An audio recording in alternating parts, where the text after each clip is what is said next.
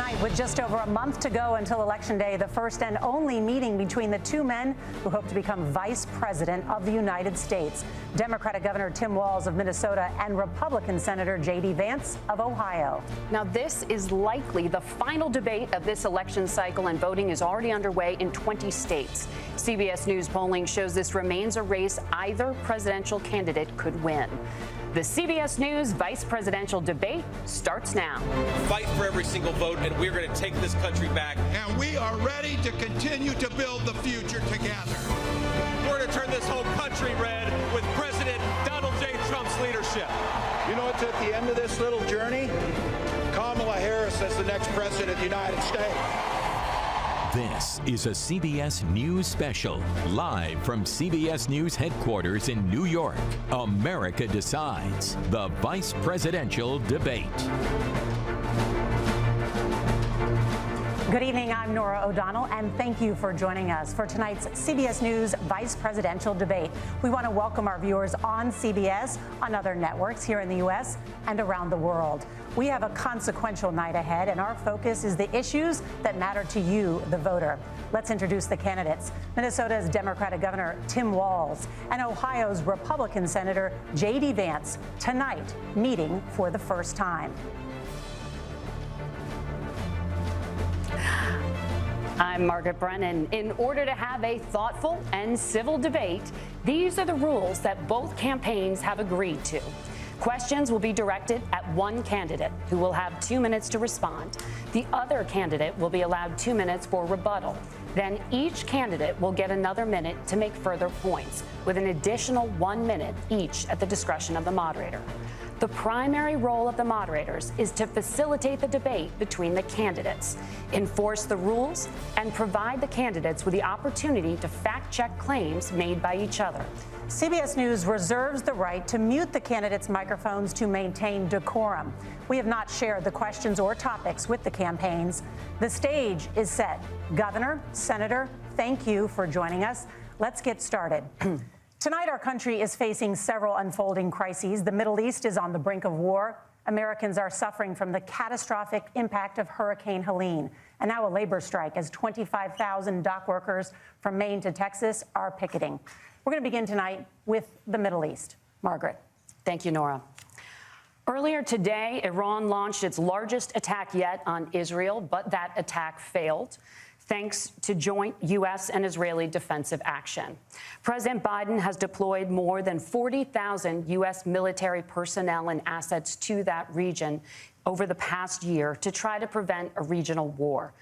Iran is weakened, but the U.S. still considers it the largest state sponsor of terrorism in the world, and it has drastically reduced the time it would take to develop a nuclear weapon. It is down now to 1 or 2 weeks' time. Governor Walz, if you were the final voice in the Situation Room, would you support or oppose a preemptive strike by Israel on Iran? You have 2 minutes. Well, thank you. And thank you for those joining at home tonight. Let's keep in mind where this started. October 7th, Hamas terrorists massacred over 1,400 Israelis and took prisoners. Israel's ability to be able to defend itself is absolutely fundamental. Getting its hostages back, fundamental, and ending the humanitarian crisis in Gaza. But the expansion of Israel and its proxies is an absolute fundamental necessity for the United States to have the steady leadership there. You saw it experienced today, where along with our Israeli partners and our coalition, able to stop the incoming attack. But what's fundamental here is that steady leadership is going to matter. It's clear, and the world saw it on that debate stage a few weeks ago. A nearly 80-year-old Donald Trump talking about crowd sizes is not what we need in this moment. But it's not just that. It's those that were closest to Donald Trump that understand how dangerous he is when the world is this dangerous. His chief of staff, John Kelly, said that he was the most flawed human being he'd ever met. And both of his secretaries of defense and his national security advisors said he should be nowhere near the White House. Now, the person closest to them, Donald Trump, said he's unfit for the highest office. That was Senator Vance. What we've seen out of Vice President Harris is we've seen steady leadership. We've seen a calmness that is able to draw on the coalitions to bring them together, understanding that our allies matter. When our allies see Donald Trump turn towards Vladimir Putin, turn towards North Korea, when we start to see that type of fickleness around holding the coalitions together, we will stay committed. And as the Vice President said today we will protect our forces and our allied forces, and there will be consequences. Governor, your time is up. Senator Vance, the same question. Would you support or oppose a preemptive strike by Israel on Iran? You have 2 minutes. So, Margaret, I want to answer the question. First of all, thanks, Governor. Thanks to CBS for hosting the debate. And thanks, most importantly, to the American people who are watching this evening and caring enough about this country to pay attention to this vice presidential debate. I want to answer the question, but I want to actually give an introduction to myself a little bit because I recognize a lot of Americans don't know who either one of us are. I was raised in a working-class family. My mother required food assistance for periods of her life. My grandmother required Social Security help to raise me, and she raised me in part because my own mother struggled with addiction for a big chunk of my early life. I went to college on the GI Bill after I enlisted in the Marine Corps and served in Iraq. And so I stand here asking to be your vice president with extraordinary gratitude for this country, for the American dream that made it possible for me to live my dreams. And most importantly, I know that a lot of you are worried about the chaos in the world and the feeling that the American dream is unattainable. I want to try to convince you tonight over the next 90 minutes that if we get better leadership in the White House, if we get Donald Trump back in the White House, the American dream is going to be attainable once again. Now, to answer this particular question, we have to remember that as much as Governor Walz just accused Donald Trump of being an agent of chaos, Donald Trump actually delivered stability in the world, and he did it by establishing effective deterrence. People were afraid of stepping out of line. Iran, which launched this attack, has received over $100 billion in unfrozen assets thanks to the Kamala Harris administration. What do they use that money for? They use it to buy weapons that they're now launching against our allies, and God forbid, potentially launching against the United States as well. Donald Trump recognized that for people to fear the United States, you needed peace through strength. They needed to recognize that if they got out of line, the United States global leadership would put stability and peace back in the world. Now, you asked about a preemptive strike, Margaret, and I want to answer the question. Look, it is up to Israel what they think they need to do to keep their country safe, and we should support our allies wherever they are when they're fighting the bad guys. I think that's the right approach to take with the Israel question. Thank you, Senator. Governor Walz, do you care to respond to any of the allegations? Well, look, Donald Trump was in office. We'll sometimes hear a revisionist history, but when Donald Trump was in office, it was Donald Trump who we had a coalition of nations that had boxed Iran's nuclear program in, the inability to advance it. Donald Trump pulled that program and put nothing else in its place. So Iran is closer to a nuclear weapon than they were before because of Donald Trump's fickle leadership. And when Iran shot down an American aircraft in international airspace, Donald Trump tweeted, because that's the standard diplomacy of Donald Trump.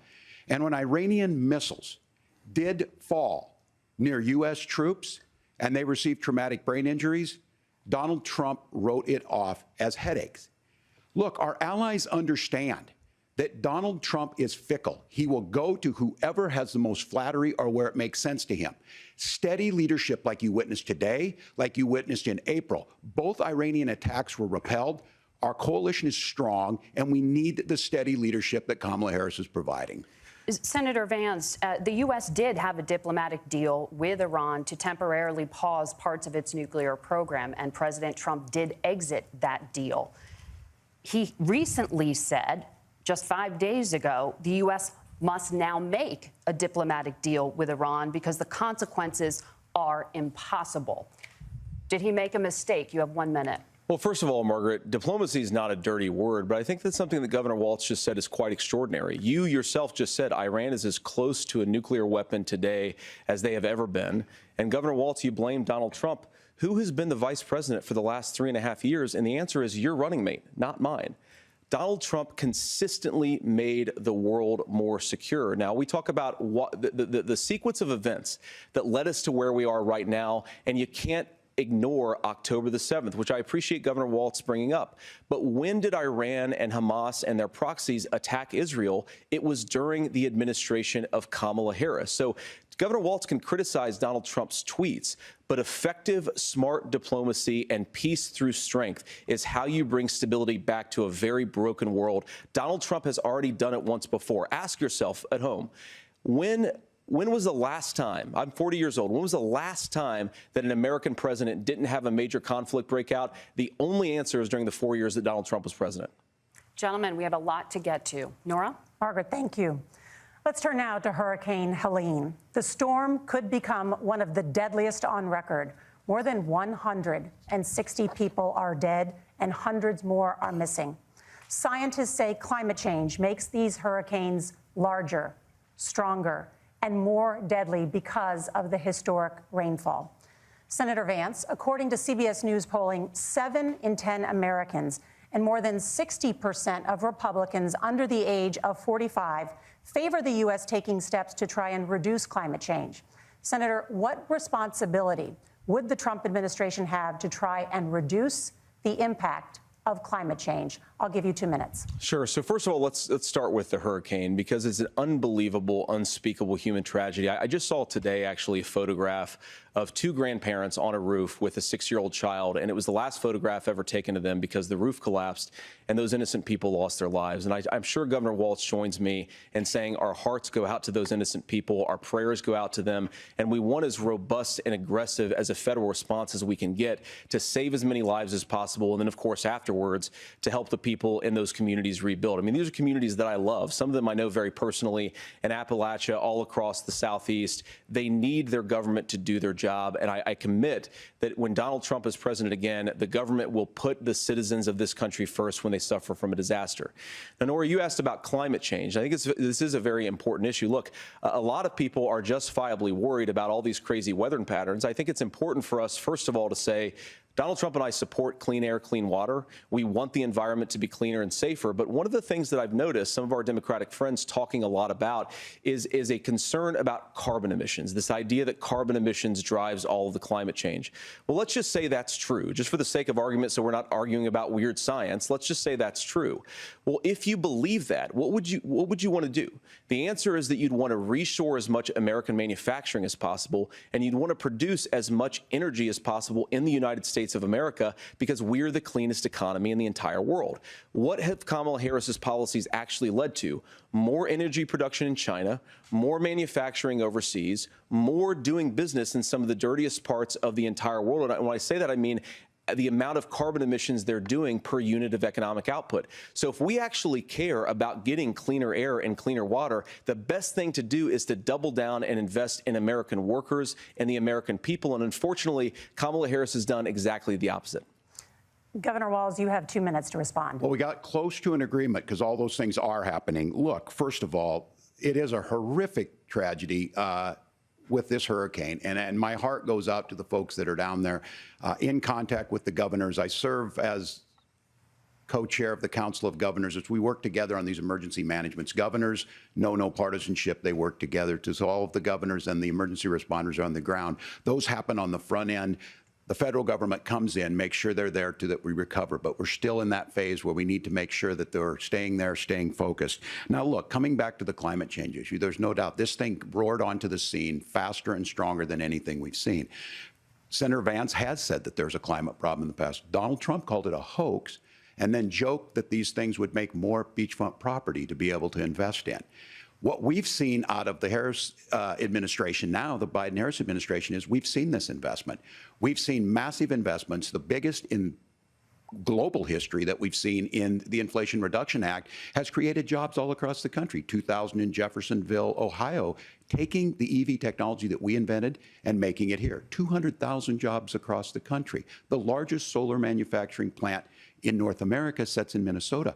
But my farmers know climate change is real. They've seen 500-year droughts, 500-year floods back to back. But what they're doing is adapting, and this has allowed them to tell me, look, I harvest corn, I harvest soybean, and I harvest wind. We are producing more natural gas and more oil at any time than we ever have. We're also producing more clean energy. So the solution for us is to continue to move forward that climate change is real. Reducing our impact is absolutely critical, but this is not a false choice. You can do that at the same time you're creating the jobs that we're seeing all across the country. That's exactly what this administration has done. We are seeing us becoming an energy superpower for the future, not just the current. And that's what absolutely makes sense. And then we start thinking about how do we mitigate these disasters. Thank you. Senator, I want to give you an opportunity to respond there. The governor mentioned that President Trump has called climate change a hoax. Do you agree?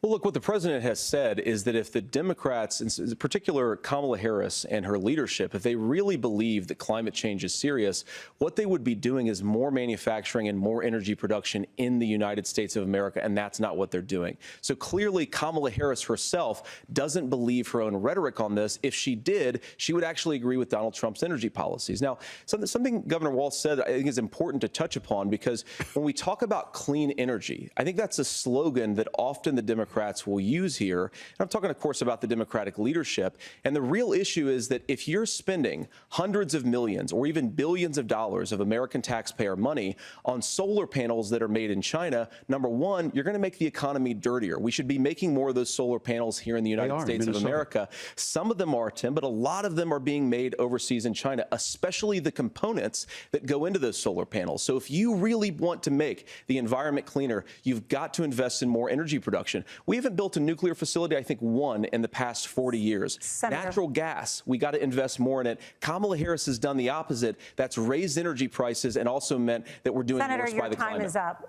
Governor, would you like to respond?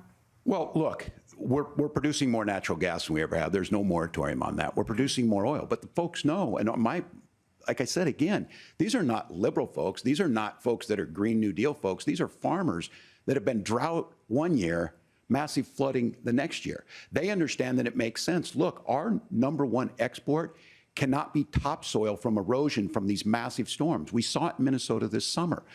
And thinking about how do we respond to that, we're thinking ahead on this. And what Kamala Harris has been able to do in Minnesota, we're starting to weatherproof some of these things. The infrastructure law that was passed allows us to think about mitigation in the future. How do we make sure that we're protecting by burying our power lines? How do we make sure that we're protecting lakefronts and things that we're seeing more and more of? But to call it a hoax and to take the oil company executives to Mar-a-Lago, say, give me money for my campaign, and I'll let you do whatever you want. We can be smarter about that, and an all-above energy policy is exactly what she's doing, creating those jobs right here. Governor, your time is up. The overwhelming consensus among scientists is that the Earth's climate is warming at an unprecedented rate. Margaret? Thank you, Nora. We're going to turn now to immigration. The crisis at the U.S.-Mexico border consistently ranks as one of the top issues for American voters. Senator Vance, your campaign is pledging to carry out the largest mass deportation plan in American history and to use the U.S. military to do so. Could you be more specific about exactly how this will work? For example, would you deport parents who have entered the U.S. illegally and separate them from any of their children who were born on U.S. soil? You have 2 minutes. So first of all, Margaret, before we talk about deportations, we have to stop the bleeding. We have a historic immigration crisis because Kamala Harris started and said that she wanted to undo all of Donald Trump's border policies. 94 executive orders suspending deportations, decriminalizing illegal aliens, massively increasing the asylum fraud that exists in our system. That has opened the floodgates. And what it's meant is that a lot of fentanyl is coming into our country. I had a mother who struggled with opioid addiction and has gotten clean. I don't want people who are struggling with addiction to be deprived of their second chance because Kamala Harris let in fentanyl into our communities at record levels. So you've got to stop the bleeding. You've got to re-implement Donald Trump's border policies, build the wall, re-implement deportations. And that gets me to your point, Margaret, about what do we actually do? So we've got 25 million illegal aliens who are here in the country. What do we do with them? I think the first thing that we do is we start with the criminal migrants. About 1 million of those people have committed some form of crime in addition to crossing the border illegally. I think you start with deportations on those folks. And then I think you make it harder for illegal aliens to undercut the wages of American workers. A lot of people will go home if they can't work for less than minimum wage in our own country. And by the way, that'll be really good for our workers who just want to earn a fair wage for doing a good day's work. And the final point, Margaret, is you ask about family separation. Right now in this country, Margaret, we have 320,000 children that the Department of Homeland Security has effectively lost. Some of them have been sex trafficked. Some of them hopefully are at homes with their families. Some of them have been used as drug trafficking mules. The real family separation policy in this country is unfortunately Kamala Harris's wide open southern border. And I'd ask my fellow Americans to remember when she came into office, she said she was going to do this. Real leadership would be saying, you know what, I screwed up. We're going to go back to Donald Trump's border policies. I wish that she would do that. It would be good for all of us. Governor, do you care to respond to any of those specific allegations, including that the vice president is, quote, letting in fentanyl and using kids as drug mules, among other things regarding children? The drug mule is not true, but I will say about the fentanyl, because this is a crisis of this, the opioid crisis. And the good news on this is the last 12 months saw the largest decrease in opioid deaths in our nation's history, 30% decrease in Ohio. But there's still more work to do. But let's go back to this on immigration. Kamala Harris was the attorney general of the largest state and a border state in California. She's the only person in this race who prosecuted transnational gangs for human trafficking and drug interventions. But look, we all want to solve this. Most of us want to solve this, and that is the United States Congress. That's the Border Patrol agents. That's the Chamber of Commerce. That's most Americans out here. That's why we had the fairest and the toughest bill on immigration that this nation's seen. It was crafted by a conservative senator from Oklahoma, James Lankford. I know him. He's super conservative, but he's a man of principle, wants to get it done. Democrats and Republicans worked on this piece of legislation. The Border Patrol said, this is what we need in here. These are the experts. And the Chamber of Commerce and the Wall Street Journal said, pass this thing. Kamala Harris helped get there. 1,500 new border agents, detection for drugs, DOJ money to speed up these the adjudications on this, just what America wants. But as soon as I was getting ready to pass and actually tackle this, Donald Trump said no, told them to vote against it because it gives him a campaign issue. It gives him to, what would Donald Trump talk about if we actually did some of these things? And they need to be done by the legislature. You can't just do this through the executive branch. So look, we have the options to do this. Donald Trump had 4 years. He had 4 years to do this. And he promised you, America, how easy it would be. I'll build you a big, beautiful wall, and Mexico will pay for it. Less than 2% of that wall got built, and Mexico didn't pay a dime. But here we are again, 9 years after he came down that escalator, dehumanizing people and telling them what he was going to do. As far as the deportation plan, at one point, Senator Vance said it was so unworkable to be laughable. So that's where we're at. Pass the bill, she'll sign it. Governor, your time is up. Senator, the question was, will you separate parents from their children, even if their kids are U.S. citizens? You have 1 minute. Margaret, my point is that we already have massive child separations thanks to Kamala Harris's open border. And I didn't accuse Kamala Harris of inviting drug mules. I said that she enabled the Mexican drug cartels to operate freely in this country. And we know that they use children as drug mules, and it is a disgrace, and it has to stop. Look, I think what Tim said just doesn't pass the smell test. For 3 years, Kamala Harris went out bragging that she was going to undo Donald Trump's border policy. She did exactly that. We had a record number of illegal crossings. We had a record number of fentanyl coming into our country. And now that she's running for president, or a few months before, she says that somehow she got religion and cared a lot about a piece of legislation. The only thing that she did when she became the vice president, when she became the appointed border czar, was to undo 94 Donald Trump executive actions that opened the border. This problem is leading to massive problems in the United States of America. Parents who can't afford health care, schools that are overwhelmed. It's got to stop, and it will when Donald Trump is president again. Senator, your time is up. Governor, what about our CBS News polling, which does show that a majority of Americans, more than 50%, support mass deportations? Look, we fix this issue with a bill that is necessary, but the issue on this is what happens when you don't want to solve it. You demonize it.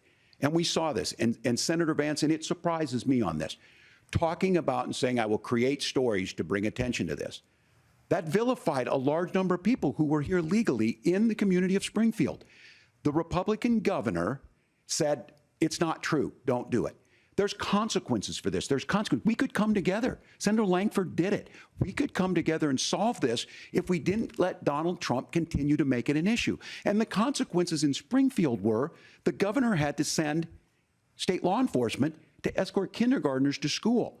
I believe Senator Vance wants to solve this, but by standing with Donald Trump and not working together to find a solution, it becomes a talking point. And when it becomes a talking point like this, we dehumanize and villainize other human beings. Tim, Governor, your time is up. Senator, I'll give you 1 minute, but let me just ask you the question first. The governor has made the point, and I think as a sitting lawmaker, you know that Congress controls the purse strings and any funding. So you have said repeatedly that Donald Trump would, through executive action, solve this. Do you disagree that Congress controls the purse strings and would need to support many of the changes that you would actually want to implement? You have 1 minute. Look, Margaret, first of all, the gross majority of what we need to do at the southern border is just empowering law enforcement to do their job. I've been to the southern border more than our border czar, Kamala Harris, has been, and it's actually heartbreaking because the Border Patrol agents, they just want to be empowered to do their job. Of course, additional resources would help, but most of this is about the president and the vice president empowering our law enforcement to say, if you try to come across the border illegally, you've got to stay in Mexico, you've got to go back through proper channels. Now, Governor Walz brought up the community of Springfield, and he's very worried about the things that I've said in Springfield. Look, in Springfield, Ohio, and in communities all across this country, you've got schools that are overwhelmed. You've got hospitals that are overwhelmed. You've got housing that is totally unaffordable because we brought in millions of illegal immigrants to compete with Americans for scarce homes. The people that I'm most worried about in Springfield, Ohio, are the American citizens who have had their lives destroyed by Kamala Harris's open border. It is a disgrace, Tim. And I actually think, I agree with you. I think you want to solve this problem, but I don't think that Kamala Harris does. Senator, your time is up. Governor, you have 1 minute to respond. Yeah, well, it is law enforcement that asked for the bill. They helped craft it. They're the ones that supported it. That's because they know we need to do this. Look, this issue of continuing to bring this up, of not dealing with it, of blaming migrants for everything. On housing, we could talk a little bit about Wall Street speculators buying up housing and making them less affordable, but it becomes a blame. Look, this bill also gives the money necessary to adjudicate. I agree, it should not take 7 years for an asylum claim to be done. This bill gets it done in 90 days. Then you start to make a difference in this, and you start to adhere to what we know, American principles. I don't talk about my faith a lot, but Matthew 25:40 talks about, to the least amongst us you do unto me. I think that's true of most Americans. They simply want order to it. This bill does it. It's funded. It's supported by the people who do it. And it lets us keep our dignity about how we treat other people.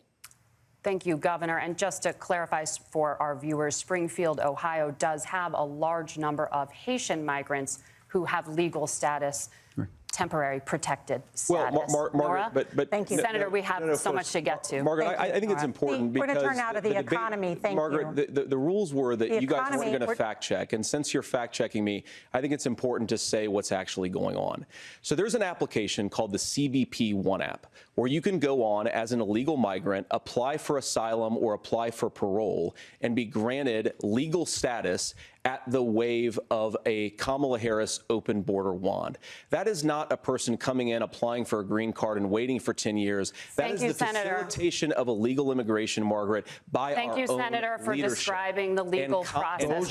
We have so much to get to, Senator. Those laws have been on the books since 1990. Thank you, gentlemen.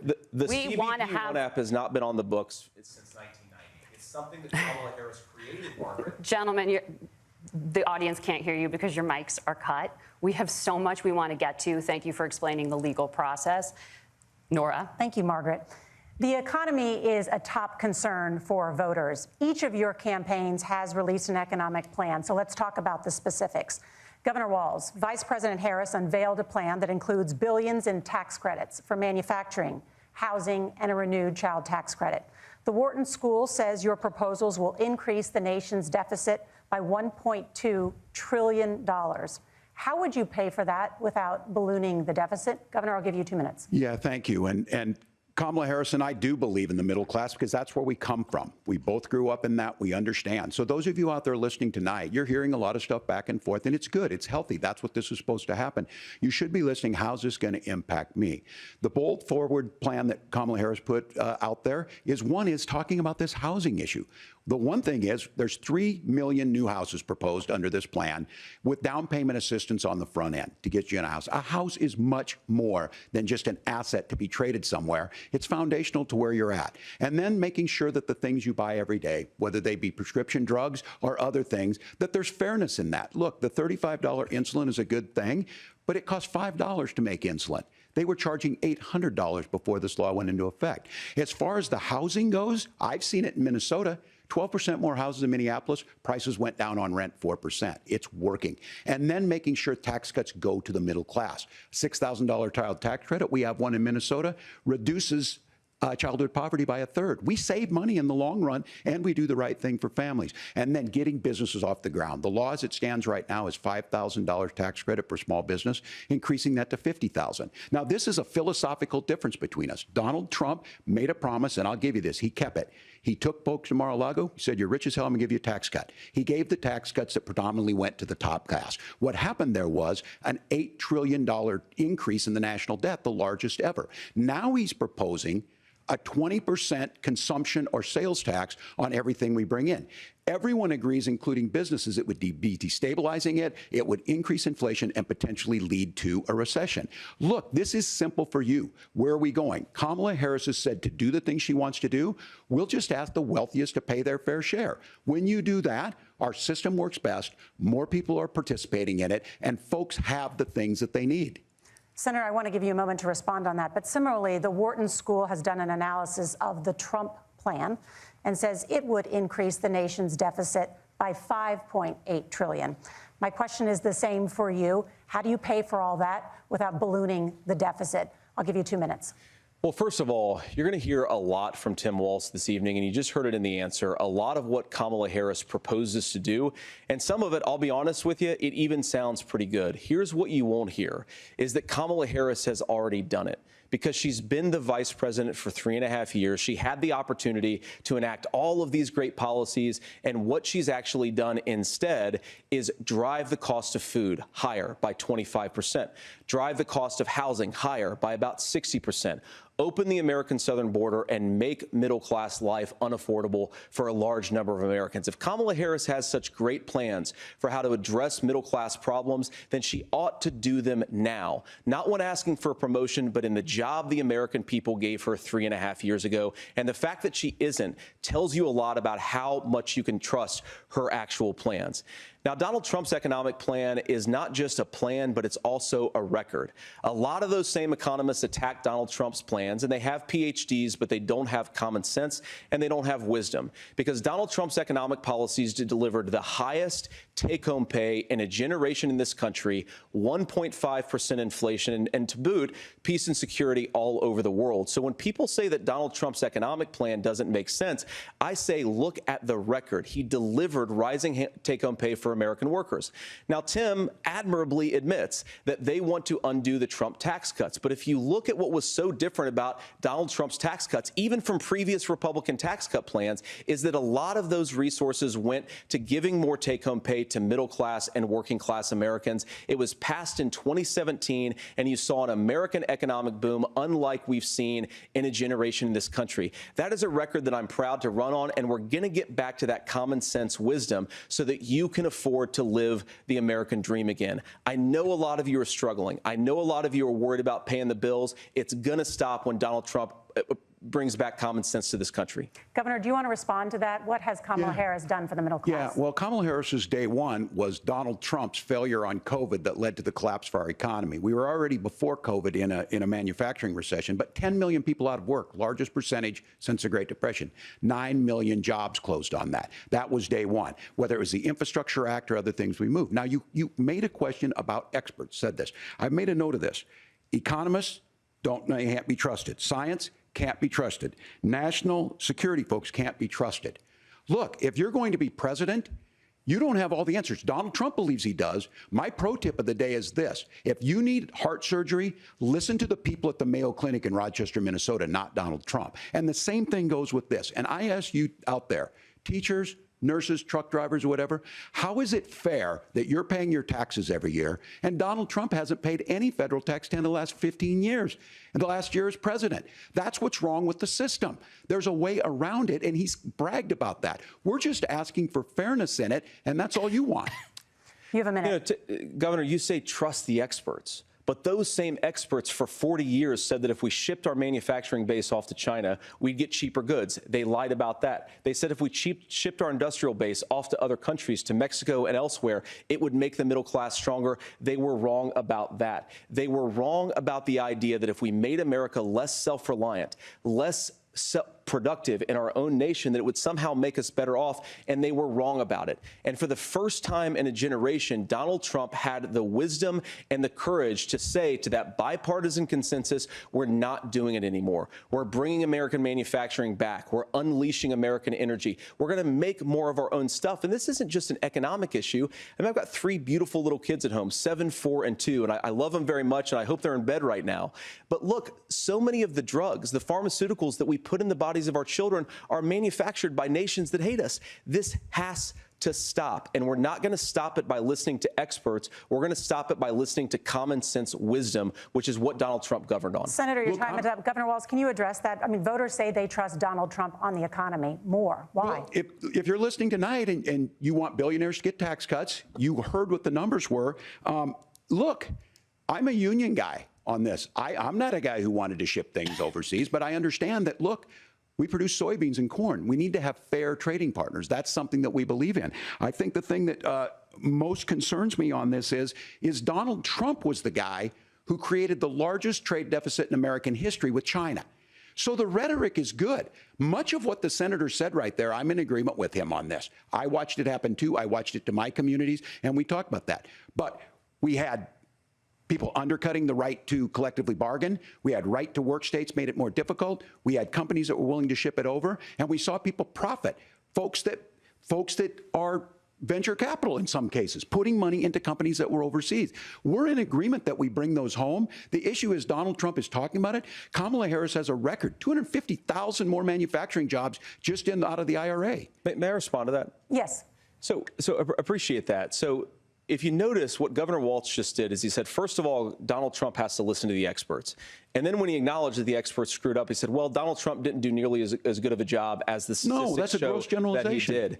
So what Tim Walz is doing, and I honestly, Tim, I think you got a tough job here, because you've got to play whack-a-mole. You've got to pretend that Donald Trump didn't deliver rising take-home pay, which of course he did. You've got to pretend that Donald Trump didn't deliver lower inflation, which of course he did. And then you simultaneously got to defend Kamala Harris's atrocious economic record, which has made gas, groceries, and housing unaffordable for American citizens. I was raised by a woman who would sometimes go into medical debt so that she could put food on the table in our household.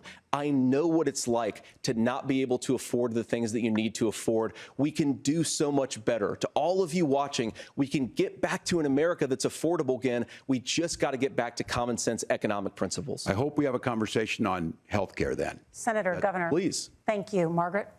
We have a lot to get to ahead, gentlemen, on many topics. But right now, I want to talk about personal qualifications. The vice president is often the last voice the president hears before making consequential decisions. We want to ask you about your leadership qualities. Governor Walz, you said you were in Hong Kong during the deadly Tiananmen Square protests in the spring of 1989.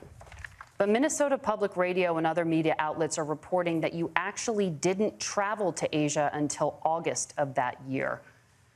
Can you explain that discrepancy? Yeah, well, and to the folks out there who didn't get at the top of this, look, I grew up in small rural Nebraska, town of 400, town that you rode your bike with your buddies till the streetlights come on, and I'm proud of that service. I joined the National Guard at 17, worked on family farms, and then I used the GI Bill to become a teacher, passionate about it, a young teacher. My first year out, I got the opportunity in the summer of '89 to travel to China.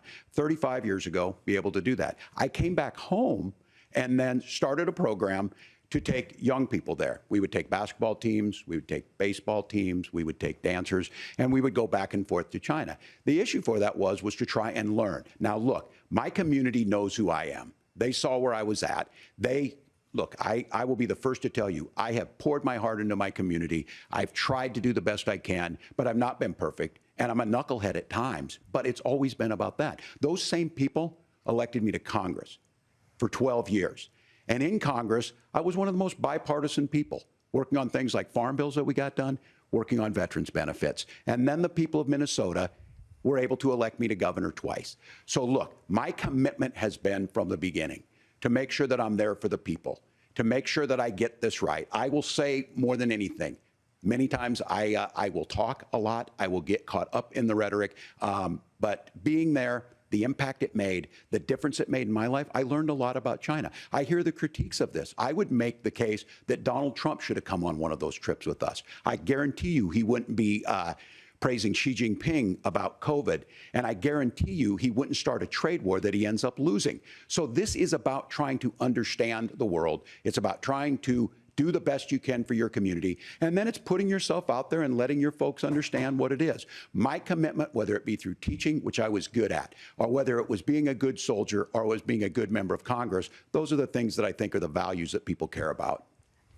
Governor, just to follow up on that, the question was, can you explain the discrepancy? All I said on this was I got there that summer and misspoke on this. So I will just, that's what I've said.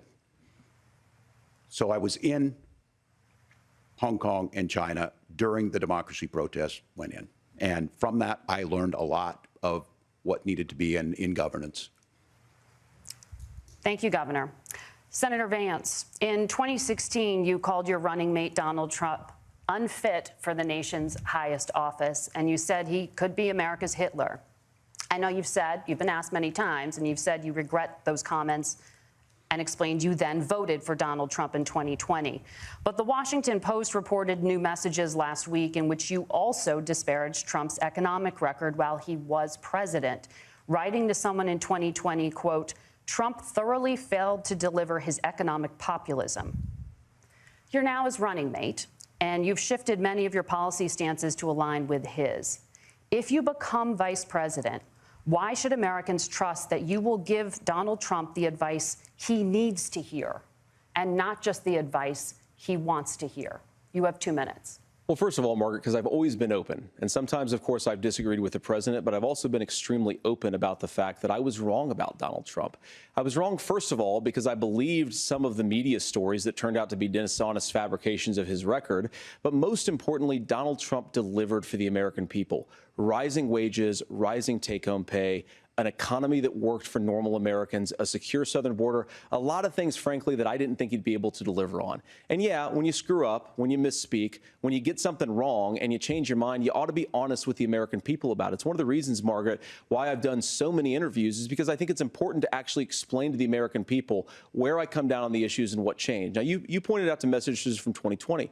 Margaret, I've been extremely consistent that I think there were a lot of things that we could have done better in the Trump administration the first round if Congress was doing its job. I strongly believe, and I've been a United States Senator, that Congress is not just a high-class debating society. It's not just a forum for senators and congressmen to whine about problems. It's a forum to govern. So there were a lot of things on the border, on tariffs, for example, where I think that we could have done so much more if the Republican Congress and the Democrats in Congress had been a little bit better about how they govern the country. They were so obsessed with impeaching Donald Trump, they couldn't actually govern. And I want to talk about this tariff issue in particular, Margaret, because Tim just accused this of being a national sales tax.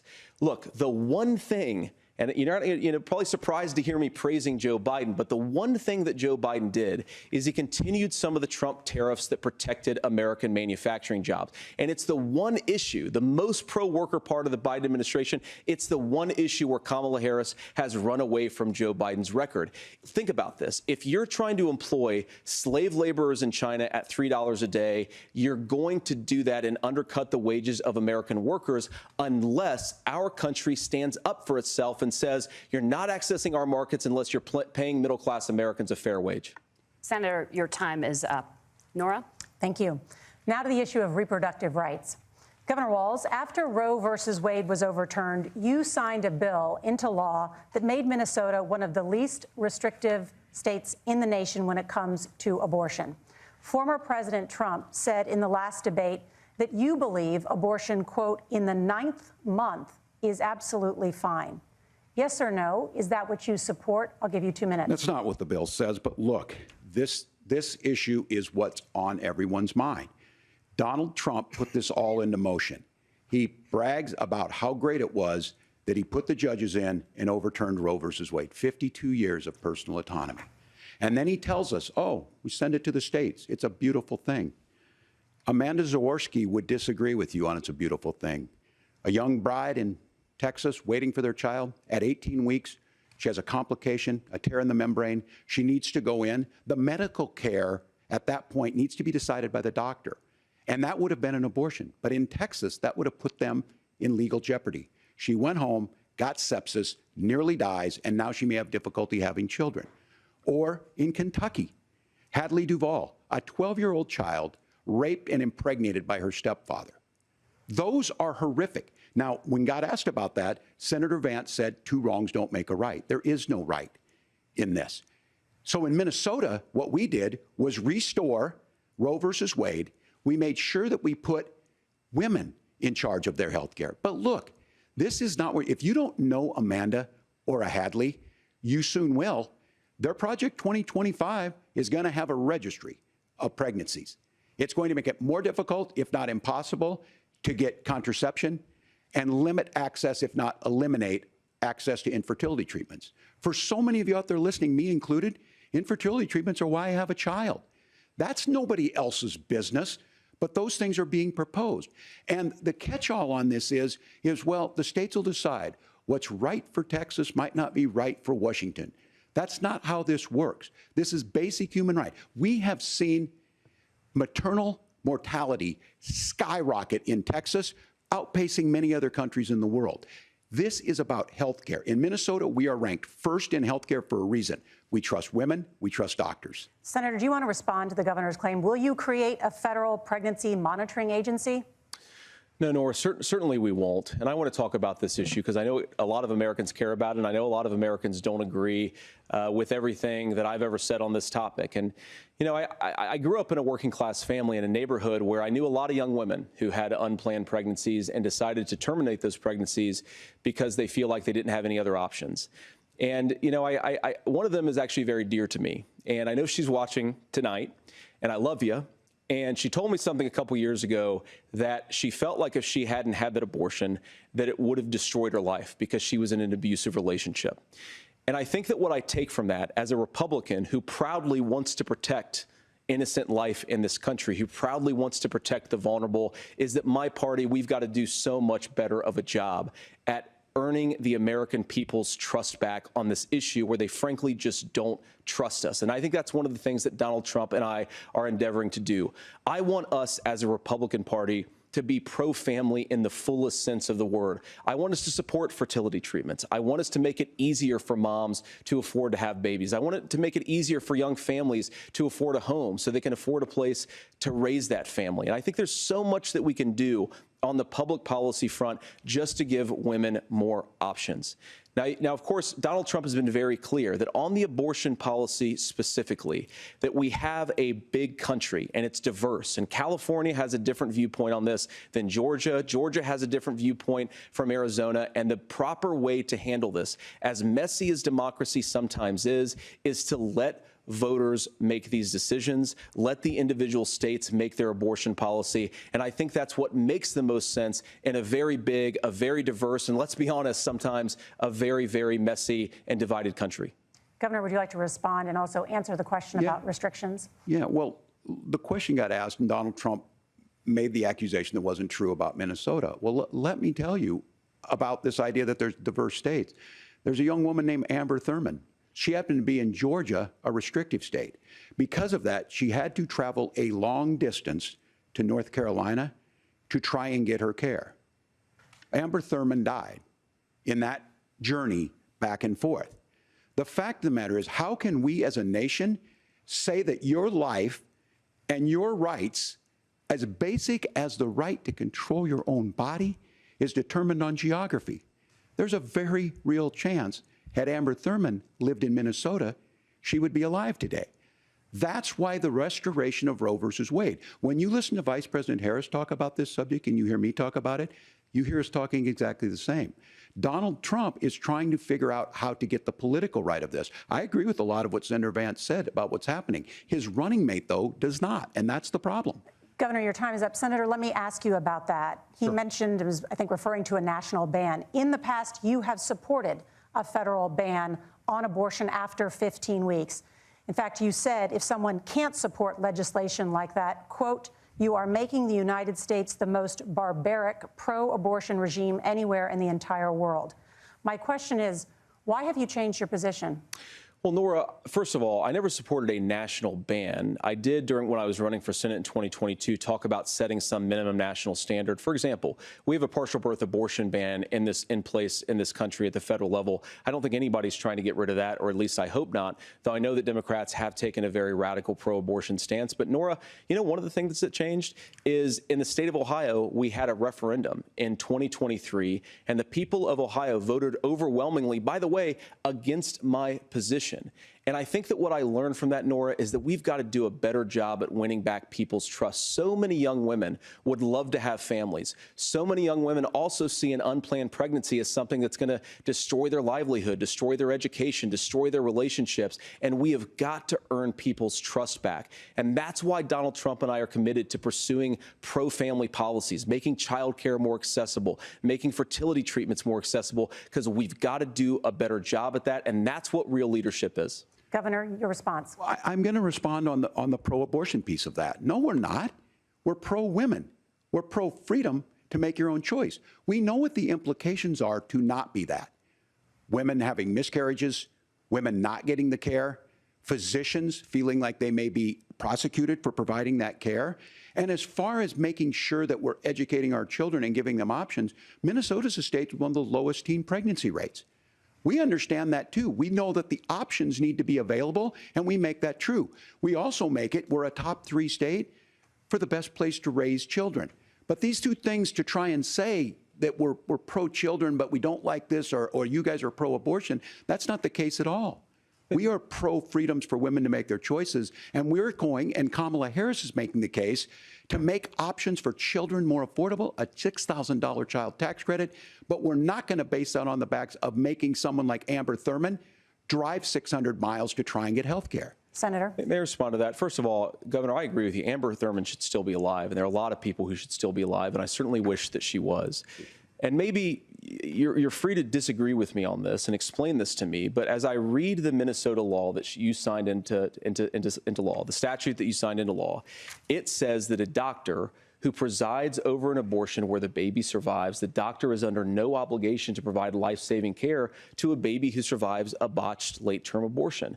That is, I think, whether you're pro-choice or pro-abortion, that is fundamentally barbaric. And that's why I use that word, Nora, is because some of what we've seen, do you want to force Catholic hospitals to perform abortions against their will? Because Kamala Harris has supported suing Catholic nuns to violate their freedom of conscience. We can be a big and diverse country where we respect people's freedom of conscience and make the country more pro-baby and pro-family. But please. Yes, Governor, please respond. Look, this is one where there's always something there. This is a very simple proposition. These are women's decisions to make about their health care decisions, and the physicians who know best when they need to do this. Trying to distort the way a law is written to try and make a point, that's not it at all. What was I wrong about, Governor? Please tell me, what was I wrong about? That is not the way the law is written. Look, I've given this... But how? I've given this advice on a lot of things, that getting involved, getting engaged, that's been misread, and it was fact-checked at the last debate.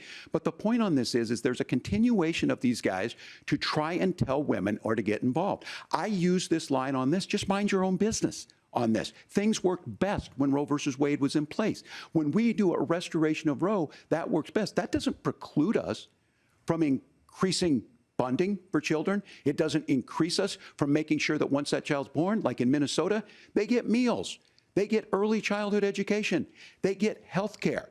So hiding behind we're going to do all these other things when you're not proposing them in your budget. Kamala Harris is proposing them. She's proposing all those things to make life easier for families. I asked a specific question, Governor. You gave me a slogan as a response. It's not the case. It's not true. That's not what the law says. So they fact-checked it with President Trump. Gentlemen, there's a lot to discuss. We have to move on, and we're going to be right back with much more of the CBS News vice presidential debate in just a moment. Welcome back to the CBS News vice presidential debate. We want to turn now to America's gun violence epidemic. The leading cause of death for children and teens in America is by firearms. Senator Vance, you oppose most gun legislation that Democrats claim would curb gun violence. You oppose red flag gun laws and legislation to ban certain semi-automatic rifles, including AR-15s. So let me ask you, earlier this year, for the first time, the parents of a school shooter were convicted of involuntary manslaughter and sentenced to 10 years in prison. Do you think holding parents responsible could curb mass shootings? I'll give you 2 minutes. Yeah, well, Nora, on that particular case, I don't know the full details, but I certainly trust local law enforcement and local authorities to make those decisions. I think in some cases the answer is going to be yes, and in some cases the answer is going to be no.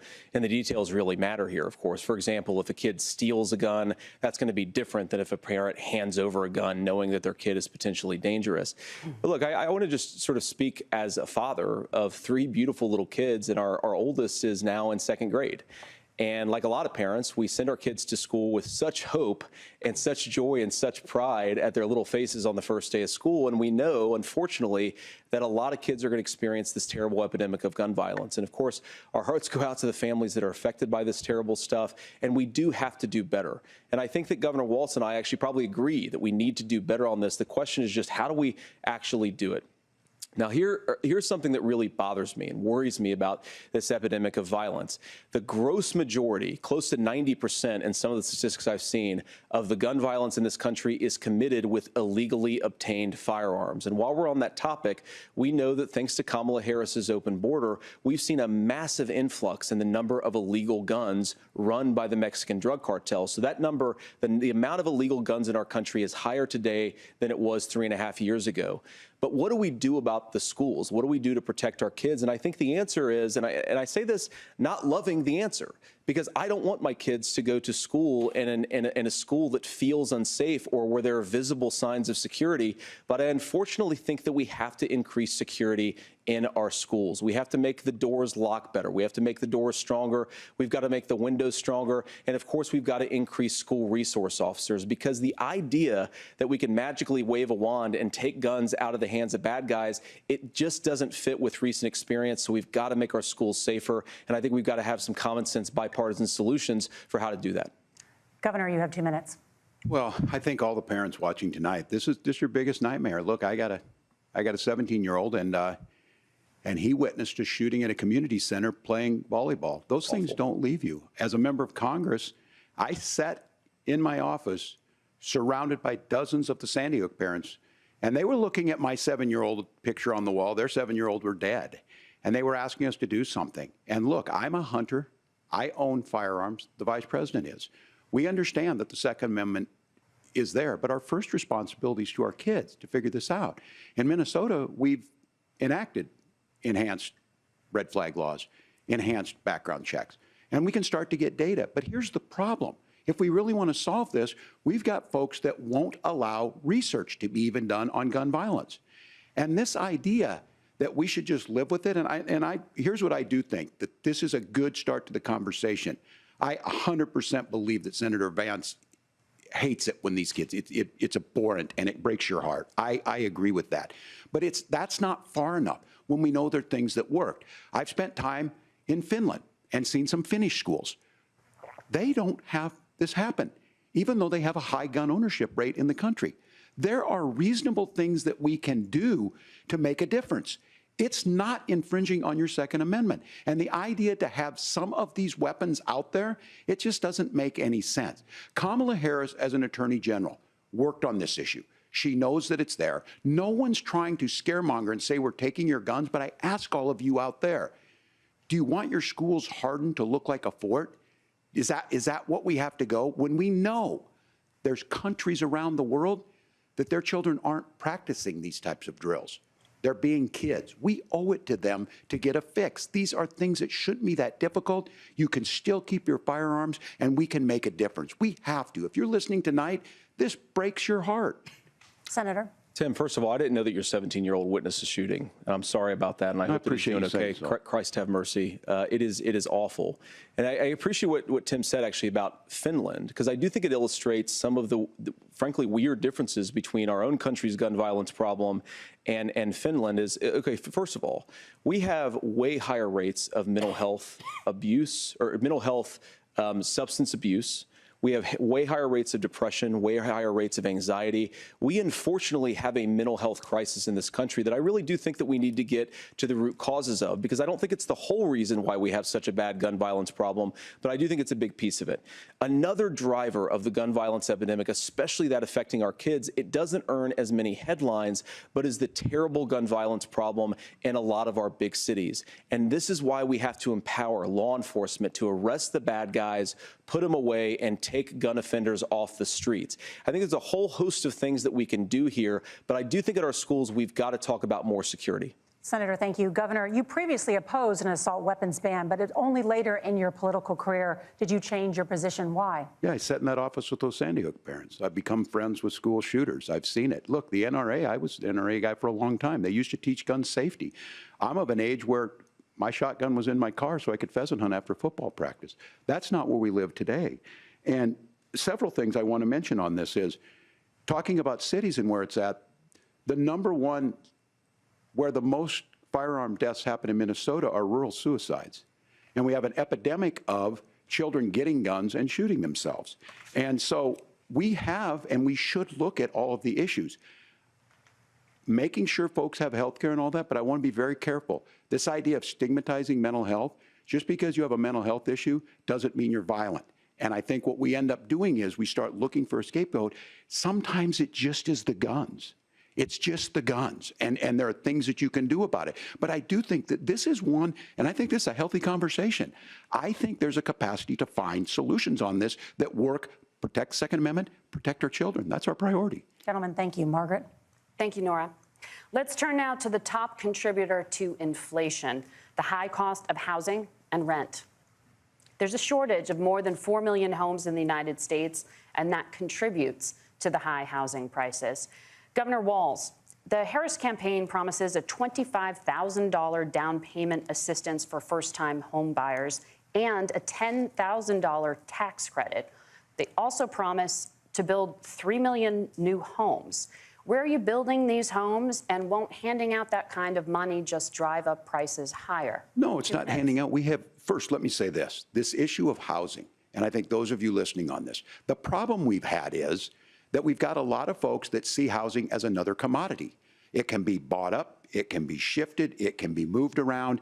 Those are not folks living in those houses. Those of you listening tonight, that house is a big deal. I bought and owned one house in my life.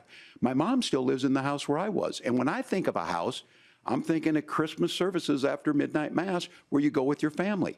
We need to make it more affordable. And one of the things, as I said, this program that the Vice President is pushing forward and bringing a new way of approaching this is something we're doing in Minnesota from that lead.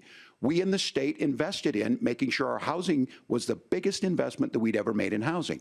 It starts to make it easier. We cut some of the red tape. Local folks, look, we can't do it at the federal level, but local folks make it easier to build those homes. And then that down payment assistance. I can tell all of you out there, one of the, certainly for me, using the GI Bill was one thing, but a veteran's home loan, the big thing about a veteran's home loan is you don't have to pay the down payment. Those are things that make it there. Now, look, you're going to pay it back, and you're going to pay your mortgage. Those are things that we know in the long run, the appreciated value, the generational wealth that's created from it. And I will give Minneapolis an example. Minneapolis is the one city where we've seen the lowest inflation rates.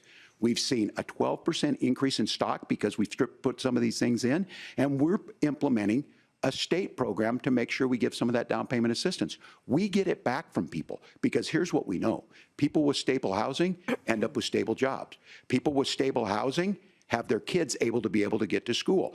All of those things in the long run end up saving our money. And that's the thing that I think we should be able to find some common ground in, but we can't blame immigrants for the only reason. That's not the case that's happening in many cities. The fact of the matter is that we don't have enough naturally affordable housing, but we can make sure that the government's there to help kickstart it, create that base. Governor, your time is up. Senator Vance, as far as your campaign's position, the promise is to seize federal lands to build homes, remove regulation, provide tax breaks, and cut back on immigration, which you say pushes up prices.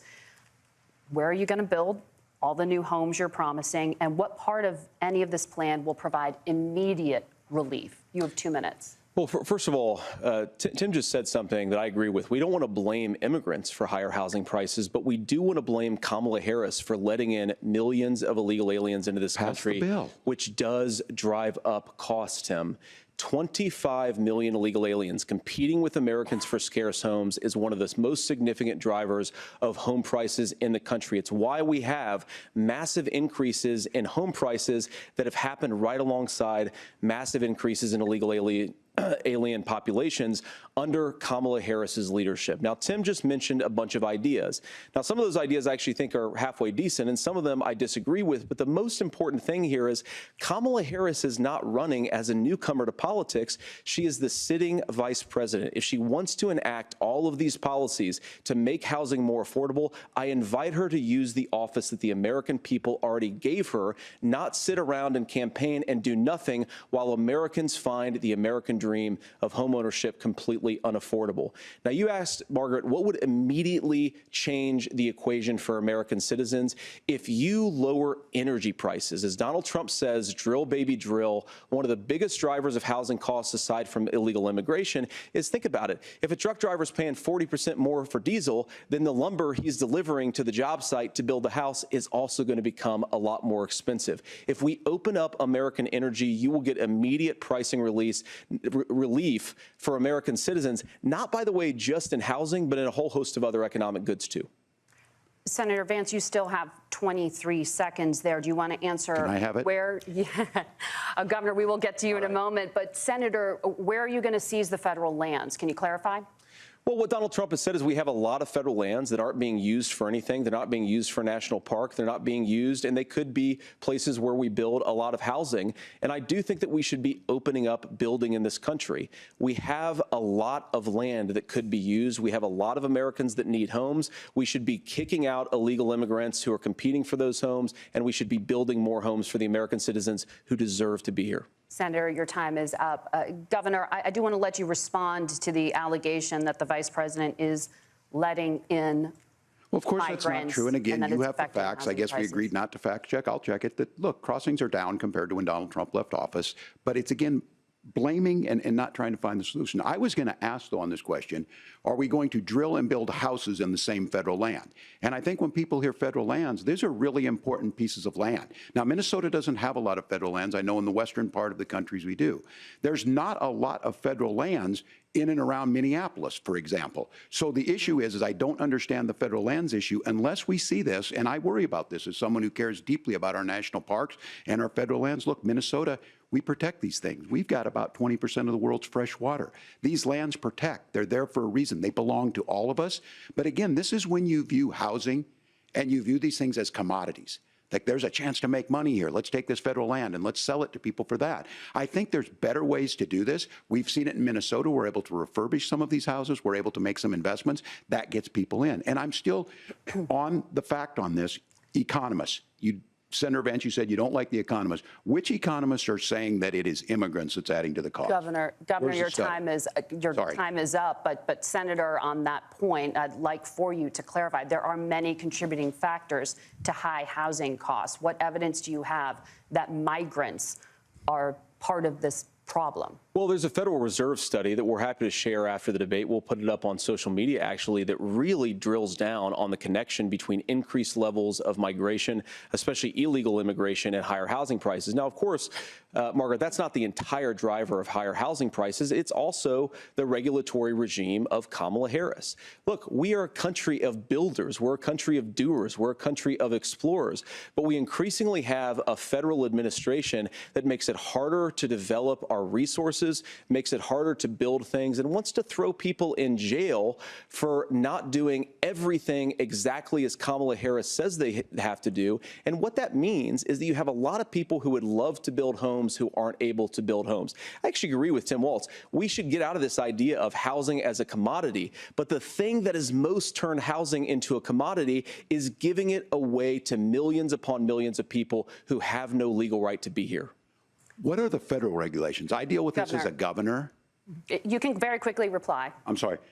I get this as a governor, and I don't necessarily disagree with that in some cases, many of those are local, many of them are state. I don't know which ones are federal, but I think whenever we talk regulations, people think they can get rid of them. I think you want to be able to get out of your house in a fire. I think you want to make sure that it's fireproof and those types of things. So which are the regulations? Because the vice president's not responsible for those. Congress writes those. Governor, thank you. Gentlemen, we have a lot to get to. You're passionate about the housing crisis, I can tell. But Nora? Thank you. One of the top problems facing Americans is the high cost of health care.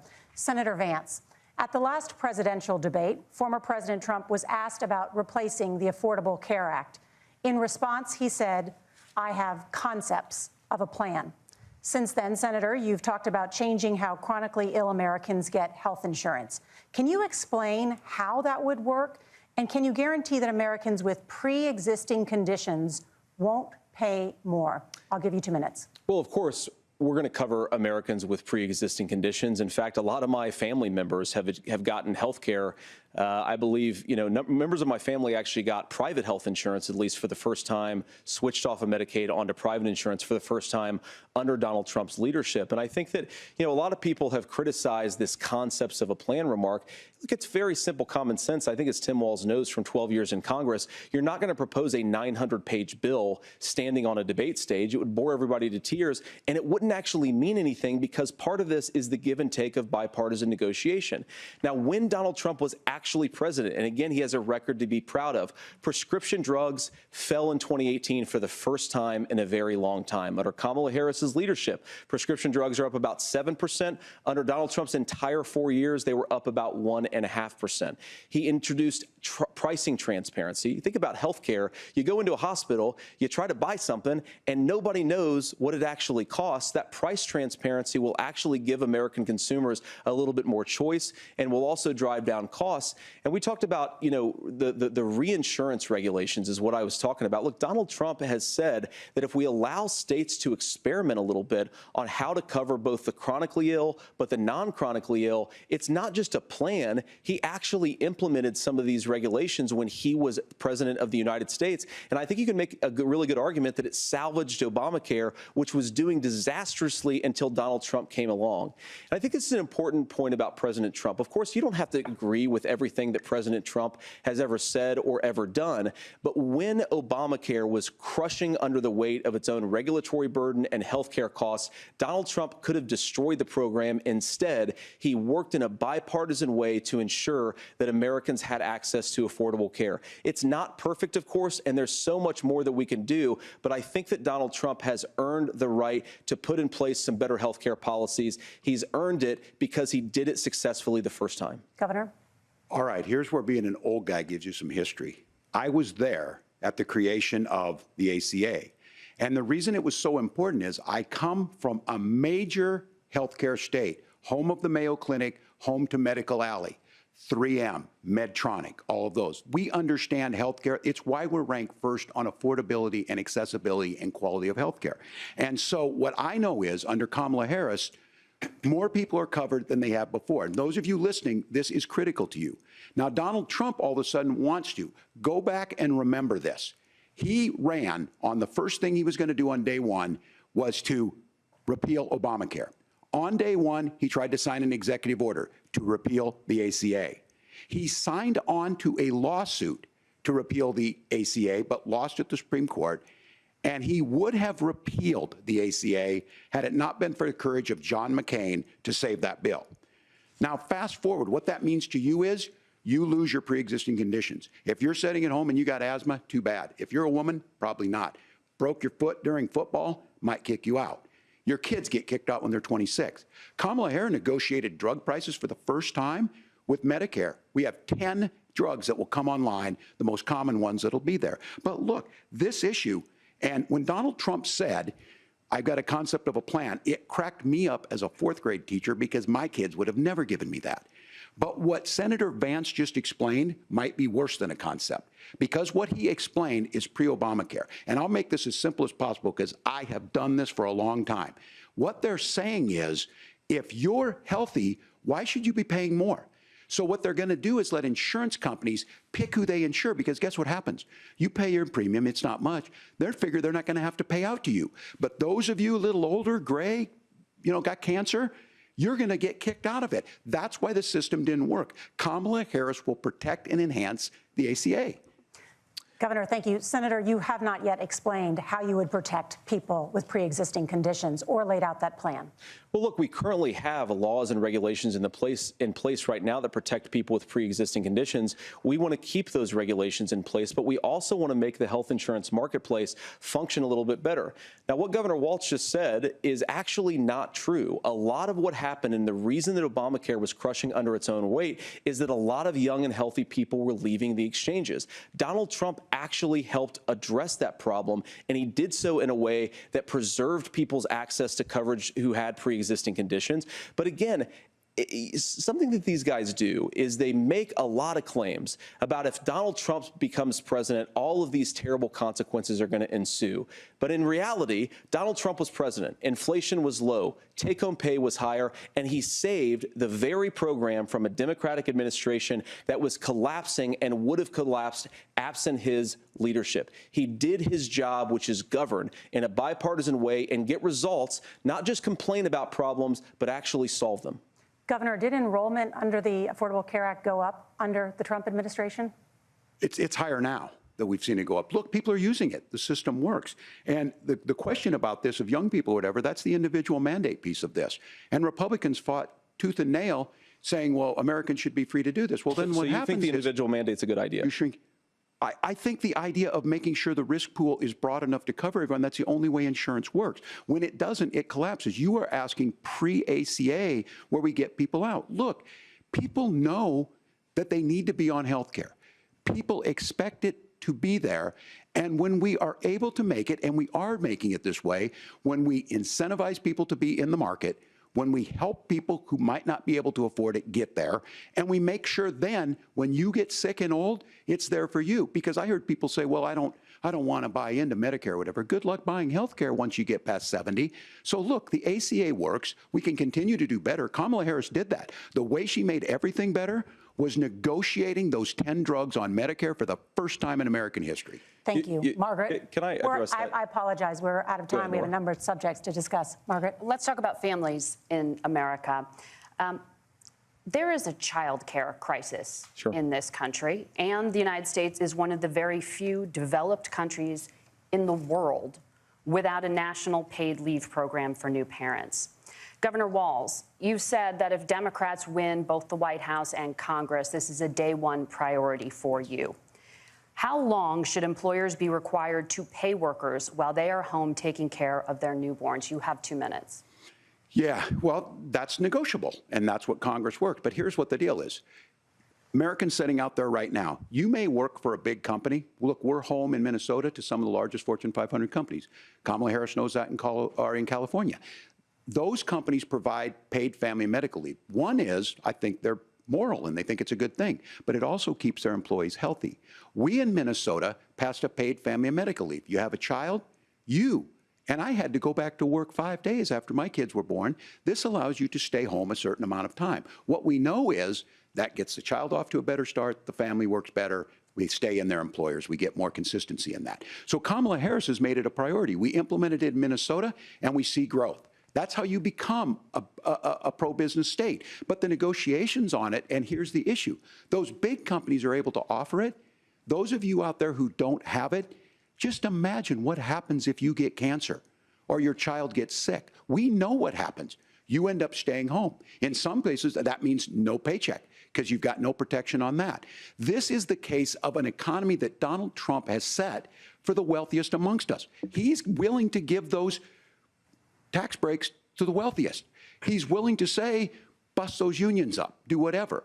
What we're saying is the economy works best when it works for all of us. And so a paid family medical leave program, and I will tell you, go to the families or go to the businesses and ask them. As far as childcare on this, you have to take it at both the supply and the demand side. You can't expect the most important people in our lives to take either our children or our parents to get paid the least amount of money. And we have to make it easier for folks to be able to get into that business and then to make sure that folks are able to pay for that. We were able to do it in Minnesota, and I'm still telling you this. We were listed as the best state. We're still in crisis on this. A federal program of paid family and medical leave and help with this will enhance our workforce, enhance our families, and make it easier to have the children that you want. Governor, your time is up. Senator, do you support a national paid leave program? And if so, for how long should employers be mandated to pay their employees while they are home taking care of their newborn? You have 2 minutes. Yeah, well, first of all, Margaret, a number of my Republican colleagues and some Democrats, too, have worked on this issue. And I think there is a bipartisan solution here because a lot of us care about this issue. I mean, look, I speak from this very personally because I'm married to a beautiful woman who is an incredible mother to our 3 beautiful kids, but is also a very, very brilliant corporate litigator. And I'm so proud of her. But being a working mom, even for somebody with all of the advantages of my wife, is extraordinarily difficult. And it's not just difficult from a policy perspective. She actually had access to paid family leave because she worked for a bigger company. But the cultural pressure on young families and especially young women, I think makes it really hard for people to choose the family model they want. A lot of young women would like to go back to work immediately. Some would like to spend a little time home with the kids. Some would like to spend longer at home with the kids. We should have a family care model that makes choice possible. And I think this is a very important substantive difference between Donald Trump and Kamala Harris's approach. I mean, look, if you look at the federal programs that we have that support paid family leave right now, the Community Development Block Grant, and there's another block grant program that spends a lot of money from the federal government. These programs only go to one kind of child care model. Let's say you'd like your church maybe to help you out with child care. Maybe you live in a rural area or an urban area and you'd like to get together with families in your neighborhood to provide child care in the way that makes the most sense. You don't get access to any of these federal monies. We want to promote choice in how we deliver family care and how we promote child care because, look, it is unacceptable. And, you know, of course, Tim and I have been on the campaign trail a lot the past 7 or 8 weeks. And one of the biggest complaints I hear from young families is people who feel like they don't have options, like they're choosing between going to work or taking care for their kids. That is an incredible burden to put on American families. We're the only country that does it. I think we could do a heck of a lot better. Senator, thank you. You have also said, Senator Vance, many things about the American family. The Federal Reserve says parents will spend nearly as much on child care as they do on housing each month. So I want to get your thoughts on this. President Trump recently said, as much as child care is talked about as being expensive, it's relatively speaking not very expensive compared to the kinds of numbers we'll be taking in. Is President Trump committed to the $5,000 per child tax credit that you have described? You have 1 minute. Well, what President Trump said, Margaret, I just want to defend my running mate here a little bit, is that we're going to be taking in a lot of money by penalizing companies for shipping jobs overseas and penalizing countries who employ slave laborers and then ship their products back into our country and undercut the wages of American workers. It's the heart of the Donald Trump economic plan. Cut taxes for American workers and American families. Cut taxes for businesses that are hiring and building companies in the United States of America, but penalize companies and countries that are shipping jobs overseas. That's the heart of the economic proposal. And I think what President Trump is saying is that when we bring in this additional revenue with higher economic growth, we're going to be able to provide paid family leave, child care options that are viable and workable for a lot of American families. Can you clarify how that will solve the child care shortage? Well, because as Tim said, a lot of the child care shortage is we just don't have enough resources going into the multiple people who could be providing family care options. And we're going to have to, unfortunately, look, we're going to have to spend more money. We're going to have to induce more people to want to provide child care options for American families, because the reason it's so expensive right now is because you've got way too few people providing this very essential service. Thank you, Senator. Governor Walz, your ticket also has some child care tax credit proposals. Do you think Congress will agree to the $6,000 credit for newborns and $3,000 credit for children over the age of 6 as your campaign has promised. Is that realistic? Well, if these members of Congress are listening to anybody, I can tell you, and this is the biggest issue. Everybody listening tonight knows. I mean, I'm sure they were shocked to hear it's not that expensive. And let's be clear, whether it's $5,000 or $6,000, that pays you about 3 or 4 months. Let's be clear of where we're at on this. It's because we got out of an imbalance on this. We thought we were going to get by not paying people. I don't think Senator Vance and I are that far apart. I'm not opposed to what he's talking about on options. We've done scholarships types of things. I think we need to be open to making the case. But the issue here is, the question you asked is, you're not going to pay for it with these tariffs. That's just adding another $4,000 on the family and taking less. So not only do they not get the money to pay for that, they're $4,000 in the hole. That's Wharton School. That's his alma mater. And so I think the issue here is, if those members of Congress, I can't believe they're not. When I go to businesses, sure, they'll talk about taxes sometime, but they will lead with childcare and they will lead with housing, because we know the problem is, especially in a state like Minnesota, we need more workers because our economy's growing, but we need the workforce. Governor, thank you. We need to move on. Nora? Let's talk about the state of democracy, the top issue for Americans after the economy and inflation. After the 2020 election, President Trump's campaign and others filed 62 lawsuits contesting the results. Judges, including those appointed by President Trump and other Republican presidents, looked at the evidence and said there was no widespread fraud. The governors of every state in the nation, Republicans and Democrats, certified the 2020 election results and sent a legal slate of electors to Congress for January 6th. Senator Vance, you have said you would not have certified the last presidential election and would have asked the states to submit alternative electors. That has been called unconstitutional and illegal. Would you again seek to challenge this year's election results, even if every governor certifies the results? I'll give you 2 minutes. Well, Nora, first of all, I think that we're focused on the future. We need to figure out how to solve the inflation crisis caused by Kamala Harris's policies, make housing affordable, make groceries affordable, and that's what we're focused on. But I want to answer your question because you did ask it. Look, what President Trump has said is that there were problems in 2020, and my own belief is that we should fight about those issues, debate those issues peacefully in the public square, and that's all I've said, and that's all that Donald Trump has said. Remember, he said that on January the 6th, the protesters ought to protest peacefully. And on January the 20th, what happened? Joe Biden became the president. Donald Trump left the White House. And now, of course, unfortunately, we have all of the negative policies that have come from the Harris-Biden administration. I believe that we actually do have a threat to democracy in this country, but unfortunately, it's not the threat to democracy that Kamala Harris and Tim Walz want to talk about. It is the threat of censorship. It's Americans casting aside lifelong friendships because of disagreements over politics. It's big technology companies silencing their fellow citizens. And it's Kamala Harris saying that rather than debate and persuade her fellow Americans, she'd like to censor people who engage in misinformation. I think that is a much bigger threat to democracy than anything that we've seen in this country in the last 4 years, in the last 40 years.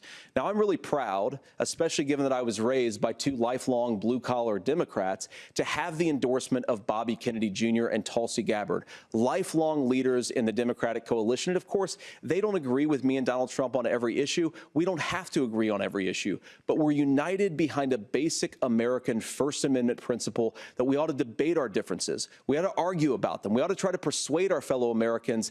Kamala Harris is engaged in censorship at an industrial scale. She did it during COVID. She's done it over a number of other issues. And that, to me, is a much bigger threat to democracy than what Donald Trump said when he said that protesters should peacefully protest on January the 6th. Governor? Well, I've enjoyed tonight's debate, and I think there was a lot of commonality here. And I'm sympathetic to misspeaking on things, and I think I might have with the senator. Me too, man. There's one though that this one is troubling to me, and I say that because I think we need to tell the story. Donald Trump refused to acknowledge this. And the fact is that I don't think we can be the frog in the pot and let the boiling water go up. He was very clear. I mean, he lost this election, and he said he didn't. 140 police officers were beaten at the Capitol that day, some with the American flag. Several later died. And it wasn't just in there. In Minnesota, a group gathered on the state capitol grounds in St. Paul and said, we're marching to the governor's residence, and there may be casualties. The only person there was my son and his dog, who was rushed out crying by state police. That issue, and Mike Pence standing there as they were chanting, hang Mike Pence. Mike Pence made the right decision. So, Senator, it was adjudicated over and over and over. I worked with kids long enough to know, and I said as a football coach, sometimes you really want to win, but the democracy is bigger than winning an election. You shake hands, and then you try and do everything you can to help the other side win. That's what was at stake here. Now, the thing I'm most concerned about is the idea that imprisoning your political opponents, already laying the groundwork for people not accepting this. And a president's words matter. A president's words matter. People hear that. So I think this issue of settling our differences at the ballot box, shaking hands when we lose, being honest about it, but to deny what happened on January 6th, the first time in American history that a president or anyone tried to overturn a fair election and the peaceful transfer of power. And here we are 4 years later in the same boat. I will tell you this, that when this is over, we need to shake hands this election, and the winner needs to be the winner. This has got to stop. It's tearing our country apart. Margaret? Senator Vance, did you want to respond to that? Yeah, well, look, Tim, first of all, it's really rich for Democratic leaders to say that Donald Trump is a unique threat to democracy when he peacefully gave over power on January the 20th, as we have done for 250 years in this country. We are going to shake hands after this debate and after this election. And of course, I hope that we win, and I think we're going to win. But if Tim Walz is the next vice president, he'll have my prayers, he'll have my best wishes, and he'll have my help whenever he wants it. But we have to remember that for years in this country, Democrats protested the results of elections. Hillary Clinton in 2016 said that Donald Trump had the election stolen by Vladimir Putin because the Russians bought like $500,000 worth of Facebook ads. This has been going on for a long time. And if we want to say that we need to respect the results of the election, I'm on board. But if we want to say, as Tim Walz is saying, that this is just a problem that Republicans have had, I don't buy that. Governor. January 6th was not Facebook ads. And I think a revisionist history on this. Look, I don't understand how we got to this point. But the issue was that happened. Donald Trump can do it. And all of us say there's no place for this. It has massive repercussions. This idea that there's censorship to stop people from threatening to kill someone, threatening to do something, that's not censorship. Censorship is book banning. We've seen that. We've seen that brought up. I just think for everyone tonight, and I'm going to thank Senator Vance. I think this is the conversation they want to hear. And I think there's a lot of agreement, but this is one that we are miles apart on. This was a threat to our democracy in a way that we had not seen. And it manifested itself because of Donald Trump's inability to say. He is still saying he didn't lose the election. I would just ask that. Did he lose the 2020 election? Tim, I'm focused on the future. Did Kamala Harris censor Americans from speaking their mind in the wake of the 2020 COVID situation? That is a damning non-answer. It's a damning non-answer for you to not talk about censorship. Obviously, Donald Trump and I think that there were problems in 2020. We've talked about it. I'm happy to talk about it further. But you guys attack us for not believing in democracy. The most sacred right under the United States democracy is the First Amendment. You yourself have said there's no First Amendment right to misinformation. Kamala Harris wants to use the power of government and big tech to silence people from speaking their minds. That is a threat to democracy that will long outlive this present political moment. I would like Democrats and Republicans to both reject censorship. Let's persuade one another. Let's argue about ideas, and then let's come together afterwards. You can't yell fire in a crowded theater. That's the test. That's the Supreme Court test. Tim, fire in a crowded theater. You guys wanted to kick people off of Facebook for saying that toddlers shouldn't wear masks. Senator, the governor does have the floor. Fire in a crowded theater. That is criticizing the policies of the government, which is the right of every American. Senator, the governor does have the floor for 1 minute to respond to you. Yeah. Well, I don't run Facebook. What I do know is I see a candidate out there who refused, and now again, and this, I'm pretty shocked by this. He lost the election. This is not a debate. It's not anything anywhere other than in Donald Trump's world. Because look, when Mike Pence made that decision to certify that election, that's why Mike Pence isn't on this stage. What I'm concerned about is, where is the firewall with Donald Trump? Where is the firewall if he knows he could do anything, including taking an election and his vice president's not going to stand to it. That's what we're asking you, America. Will you stand up? Will you keep your oath of office, even if the president doesn't? And I think Kamala Harris would agree. She wouldn't have picked me if she didn't think I would do that, because of course that's what we would do. So, America, I think you've got a really clear choice on this election of who's going to honor that democracy and who's going to honor Donald Trump. Governor, your time is up. Thank you, gentlemen. We will be right back with both of our candidates. The CBS News vice presidential debate continues. Welcome back to the CBS News vice presidential debate. It is now time for the closing statement. Senator Vance won the virtual coin toss and elected to go last. So, Governor Walz, you are first. You have 2 minutes. Well, thank you, Senator Vance. Thank you to CBS News. And most importantly, thank you to all of you. If you're still up and the folks who miss Dancing with Our Stars, I appreciate it. But look, the support of the democracy matters. It matters that you're here. And I'm as surprised as anybody of this coalition that Kamala Harris has built, from Bernie Sanders to Dick Cheney to Taylor Swift, and a whole bunch of folks in between there. And they don't all agree on everything, but they are truly optimistic people.